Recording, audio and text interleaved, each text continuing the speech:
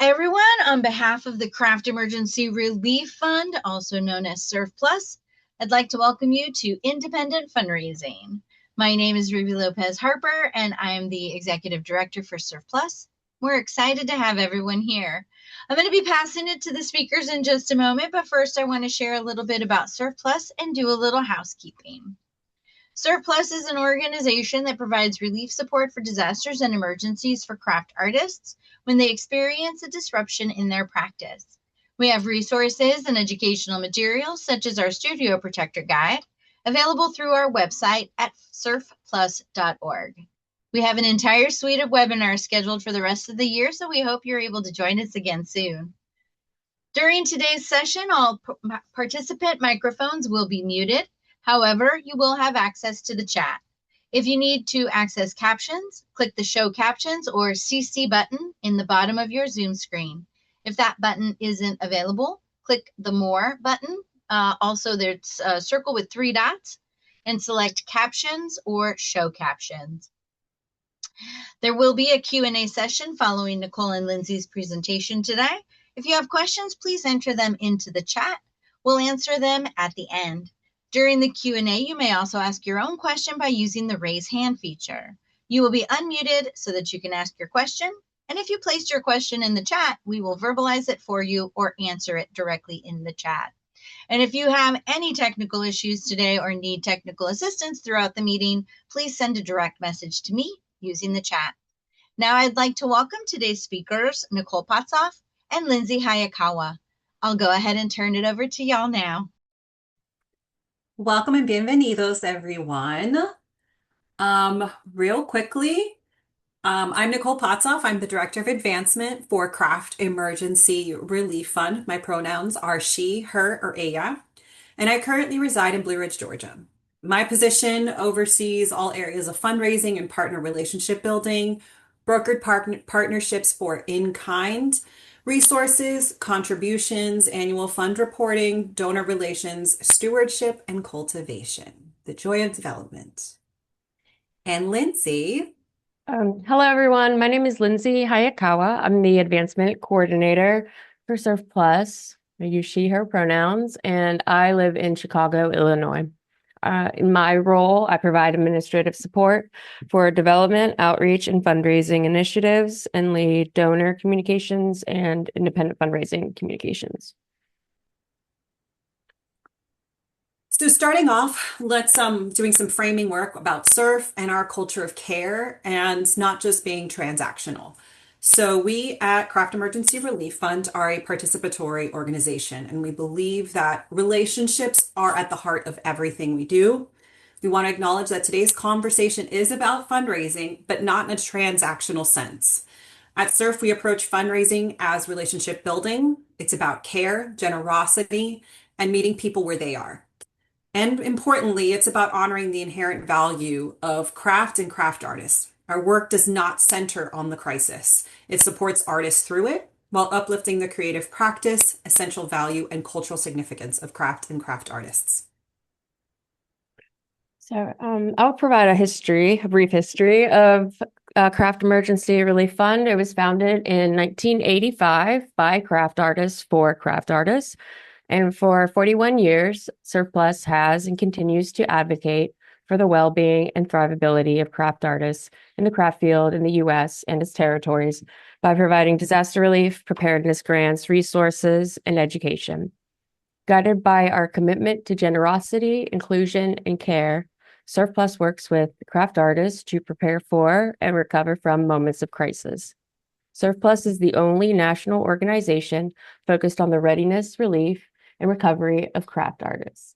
Our strategic pillars are continued growth as a participatory organization, advance a broad concept of supporting craft artists that embraces generosity and inclusion, and a commitment to individual craft artists and their ability to thrive and rebuild.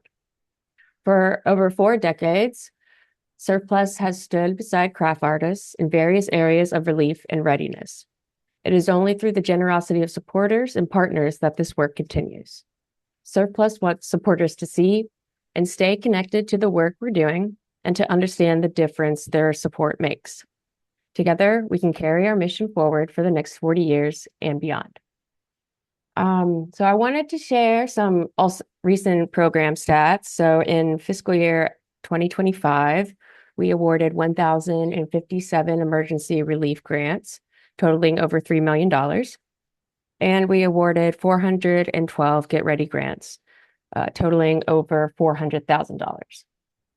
And some current fundraising stats or data. In fiscal year 2025, 84% of our donors gave $500 or less. And on average, over the past 3 years, 93% of CERF donors have been individuals. And in fiscal year 2024, there were 20 independent fundraisers held to benefit CERF. And in fiscal year 2025, there were 57 independent fundraisers. So we doubled in that 1 year plus. So what is independent fundraising? Fundraising, I apologize, is often reduced to the ask of money. But I'd like to reframe that. In practice, fundraising, and specifically independent fundraising, can be about inviting people into your shared commitment, care, and connection. Independent fundraising, it's also known as peer-to-peer fundraising, P2P, is the acronym, peer-based fundraising, or third-party fundraising, and also crowdfunding, all those lovely terms, is all independent fundraising in our conversation, and is any fundraising effort that relies on peers or supporters reaching out to each other on behalf of a cause.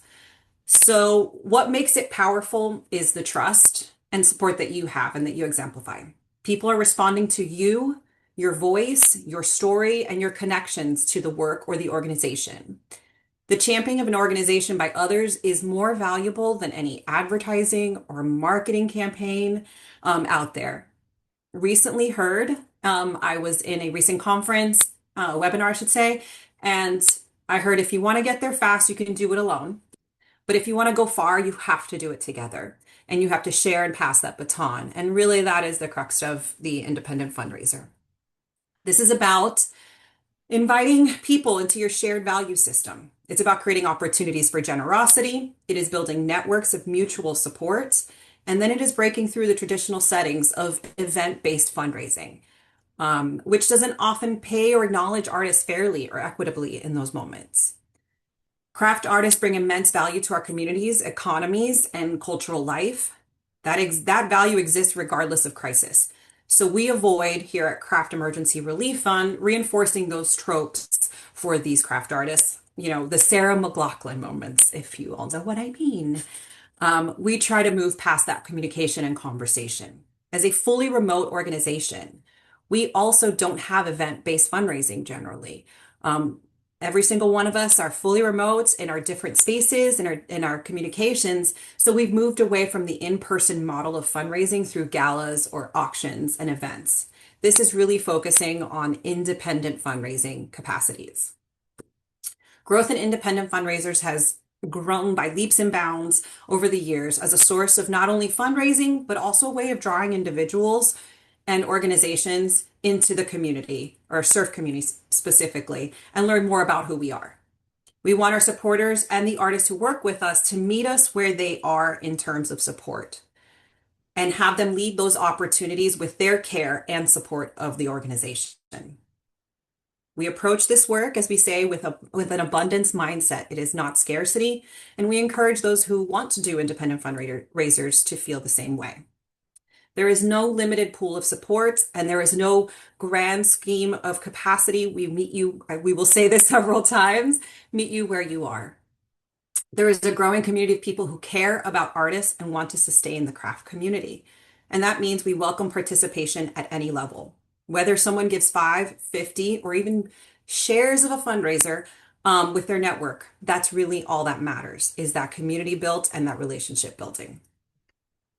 So really quickly, if you want to add in the chat, how many of you created an independent fundraiser? And that includes either Facebook, Instagram, or other means. If you want to put a thumbs up, that's great. In the chat, the biggest part of having an independent fundraiser, and if you've done it before, yay, if you've done it before, is, designing it with intention. Any independent fundraiser starts with intention and not the logistics. I know that's crazy to say up front, but here we are. We ask ourselves, what draws me to that support?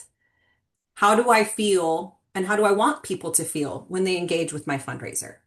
That's the starting off point.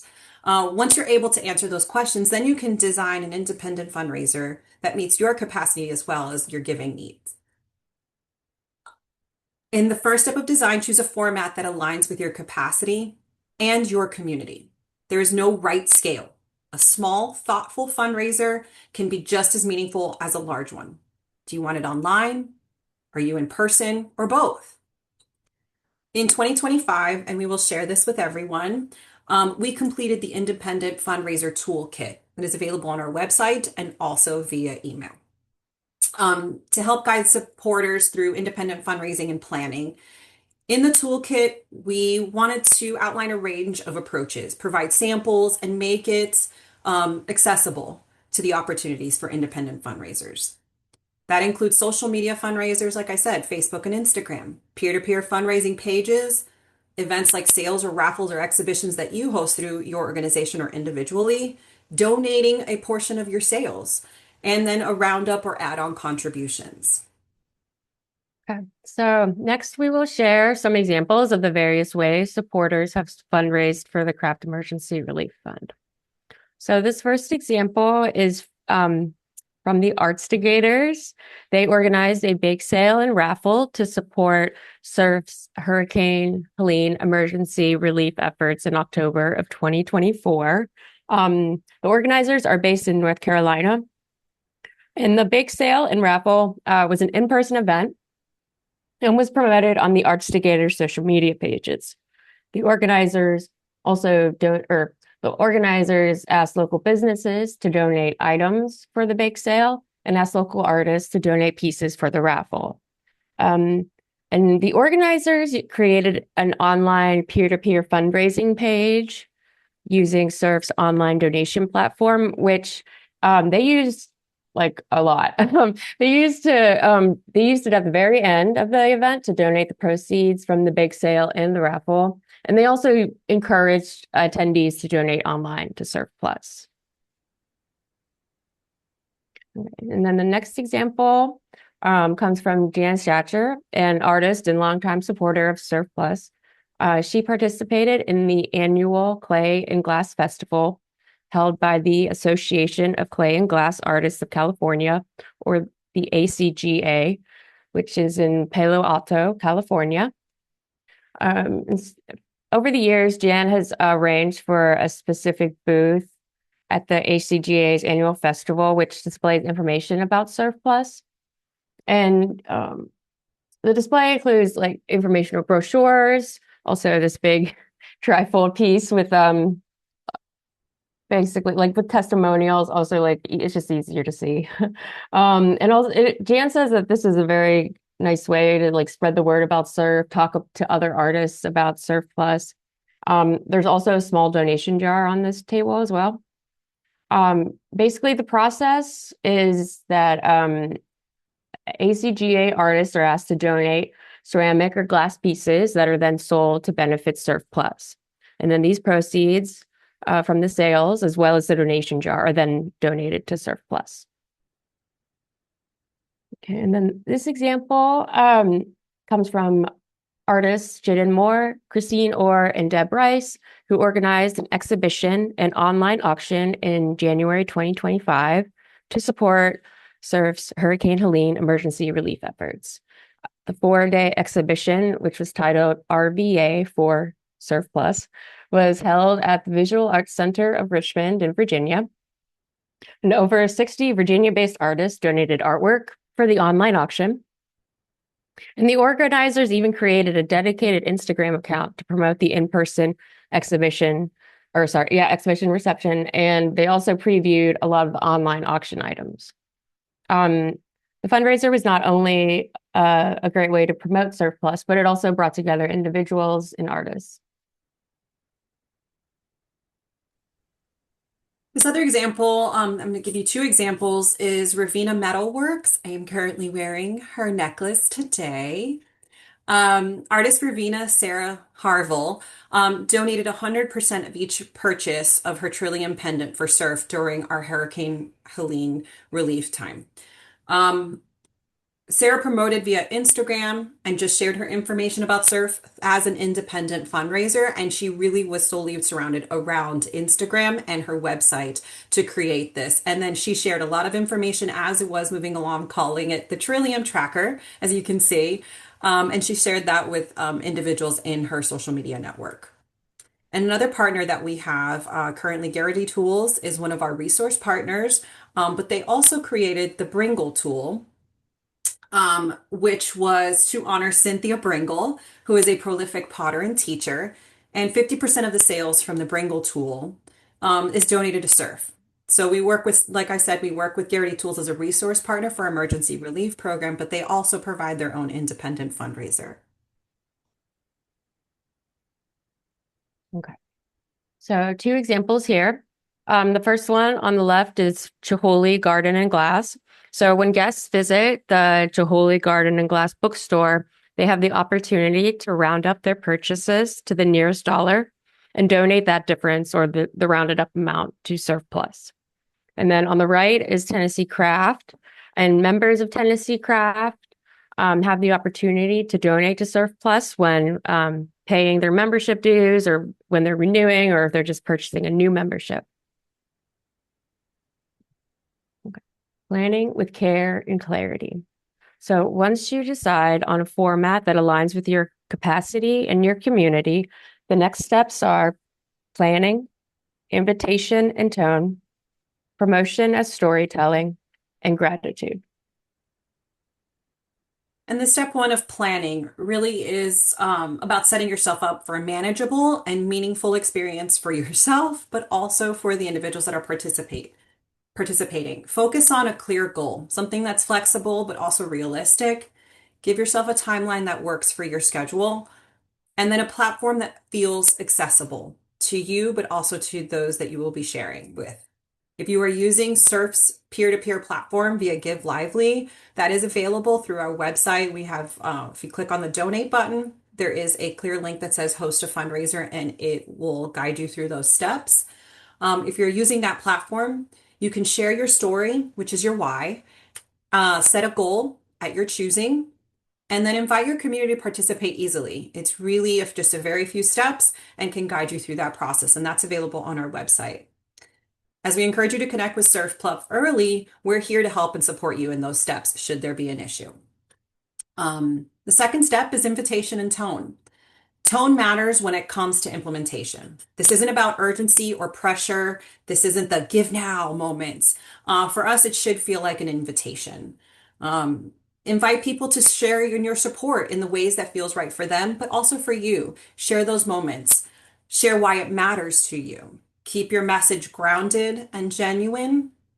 And remember, craft artists bring immense value to our communities. It is really important for our messaging, but also the messaging and outreach that we share, that there is the incredible value of our communities, economies, and cultural life that surrounds craft artists. Their value exists regardless of crisis. And so we really focus on avoiding those tropes of the artist trauma narratives. And then truly make it personal and consider sharing your creative process, your very own creative process. Highlight yourself, other artists, and their work. Talk about the broader impact of supporting craft and supporting CERF Plus or the organization you're willing to support. The next step is promotion as storytelling and creating that connection. Promotion becomes storytelling. Why this work matters, who it supports, and how can people engage. We encourage you things like tagging CERF, the hashtags of it all. In my former life, it was the pound sign.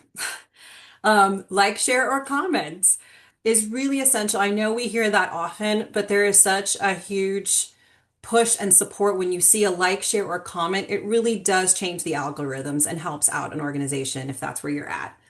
Using shared messaging and materials. If you see something that we've posted, please feel free to share that. Our newsletters or share with a friend and say, I thought of you in this.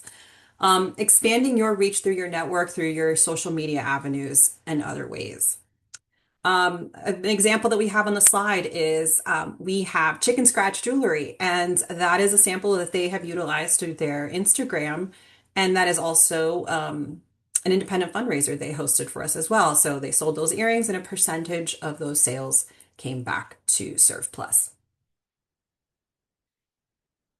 Gratitude, gratitude, gratitude. After all is said and done, and you are working through your fundraiser, and as your fundraiser is ongoing and closing up, don't forget to have gratitude. It's hard when you're in it and running it. Gratitude is an essential component of any fundraiser. During and especially after, thank your supporters. Share what you raised. Transparency is rooted in care. We operate that anytime that you can be transparent in your sales, what you've brought in, your need to want to have more to meet your goal. All of that transparency is rooted in care. And then reflect on the experience for yourself. Keep the connections going, send emails, because this is where the relationship deepening happens. People remember how they felt being a part of it, and that continuous conversation and shared gratitude really does continue the conversation, not only for the organization, but for your support as well. An invitation rooted in care and abundance. At its best, fundraising is an act of generosity, but also an act of care. Fundraising is a way of saying artists matter, the work and services you support matter, community matters, and we care for one another. It's important to fundraise in a way that feels aligned and sustainable for you. And whatever that looks like, me and Nichole are here to support you. And there really is another powerful and yet simple starting action. Think about 5 people in your own circle that you may not know, maybe not know about CERF Plus. Share what you've learned today. Forward them a message, our most recent newsletter. Please share this information once we mail it out to or email it out to you, and simply introduce us. Connections are an incredible form of support. It's an ambassadorship is really how you see it. And it really is kind of the thing that you can't ever pay for. No marketing campaign could ever support that, like somebody on their own inviting others into the organization and expanding our circle of care for craft artists. And like Lindsey said, we are available to chat. And if you have any questions or want any introductions with myself or with Lindsey, I'm happy to continue the conversation after this webinar. My email is available and will be shared as soon as we wrap out. Let's see. Oh, yeah, it was questions. Any questions? Let's look in our check-in. Nothing in the chat. Cool, cool. And I don't see any raised hands yet. And I will say, yes, Ruby. I was going to say a quick question, since we do have kind of folks from all over.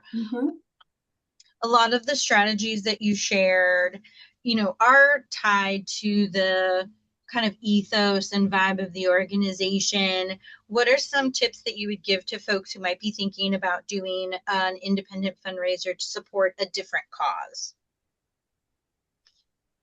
It always starts, and like we had said here, it really is your why. Is it you personally invested in it? Is it because a family friend was supported through it? So, what is the why and the mission that aligns you as the individual to that purpose? And then really looking at a platform. Those are the 2 big ones I always say when starting out and when we have conversations with individuals or organizations saying, how can we help when we don't know where to start? So really, it's your why is the biggest. And for us and our ethos and our conversation, how we exist and communicate with our spaces, really trying to change the narrative and the conversation around trauma narratives. If that was what is the organization kind of circles around, if they support in times of crisis, really, I would say throw caution in that moment and really try to be cautious when you're talking about messaging to avoid continuing that trauma narrative in whatever capacity that is. That's always something that should be at the forefront. Have you found in your experience or in feedback that you've had in dialogue with folks, are there certain platforms that are easier, better to navigate or, get exposure to your independent fundraiser? For us, this is not a promotion. This is not an ad. I'm going to say this up front. Like, this is not the ad moment. But Give Lively has really been, and if I encourage everyone when we finish here to go ahead and check out our website and kind of just scroll around and see the area. But Give Lively has been really great. Instagram makes it easier. Facebook tends to be a little bit of a harder match. It does work across as Meta for there, but the starting off point through Instagram tends to be an easier link attachments, having those opportunities and the shared stories as well as posts gives you a little bit more of a more rounded and approach and a deeper approach when you want to share information. Lindsay, do you have any? I would say that don't pay to fundraise, number one. Good Because point. I think there's like some platforms out there that will take like a portion of the funds raised. Um, Also, sometimes low tech is the easiest way to go. Like I'm thinking, like how many people have ever seen like people washing cars for like a high school band or something? It's kind of the same theme or process. You just you can gather people in like I mean in the examples we shared, I think like they were all almost all low tech, especially Jan's. But Great. um, So if there aren't, let's see if there's any more Yep, we have a questions. question in the chat from Jennifer. I recently received a Get Ready grant, thank you, and plan to make a social media post about it. We'll tag CERF and offer for folks to donate. Super helpful. Thank you. We appreciate it. Yeah. And if you have any questions, feel free to look at our Instagram page too. There's a lot of tags that are similar that we use, and that's really good jumping off point because none are ever the same. We also have our upcoming summer fundraiser starting July 15th. And if you want to share that information as it comes out, you're welcome to do so, like, share, and comment. Um, But really, if you have any other questions, if all of a sudden you're sitting there percolating, saying either for us or for another organization, just need some tidbits, please feel free to reach out. Lindsay and I, like we said, we've worked through that toolkit. I would say that's a really good starting place too, just to kind of read through it. It's not long, I swear. It's not like a textbook. And very easy to, and it's accessible. I really thank you. And just sharing on Instagram the stories, the things that come through. Charity Hall, who is our marketing coordinator, is incredible at catching and seeing what gets tagged and posted to us. So please feel free to share those moments of story and your authentic self. Truly, we love seeing that and how not only how we've helped, but also your support. I would also put in a plug for Facebook, Facebook always. because we Facebook, Instagram, and LinkedIn. So if you're on any of those platforms, getting connected and just utilizing, sharing the tags that we're using or the links or the news that we're sharing is always super helpful. So thank you. Well, thank you, Nichole and Lindsay, for that incredible presentation. And thank you, everyone, for joining us today. As we wrap up today's webinar, we wanted to share a few important next steps with you. We'll be sending a follow-up email that will include the webinar recording, resources, and feedback form. If you have a moment, please take let's see, we're going to pop this link in the chat. If you have a moment and can fill out this form, it's super helpful. Your feedback is so important to us and really supports us in curating, coordinating, and creating future educational offerings. If you are a craft artist, we encourage you to check out the funding resources available. Relief grants, again, assist artists after a disaster or emergency. We also have Get Ready grants that help craft artists to be better prepared in case they experience a future disaster or emergency. And you can learn more on our website at surfplus.org/grants. And I've dropped that link in the chat as well. As we mentioned at the top of our session, we have a whole suite of webinars scheduled for the year. Our next one is Safeguarding Your Artistic Practice on Wednesday, June 10th at 3 p.m. We'll share the registration link in our follow-up email. Lastly, these webinars are offered free of charge because of generous donor support.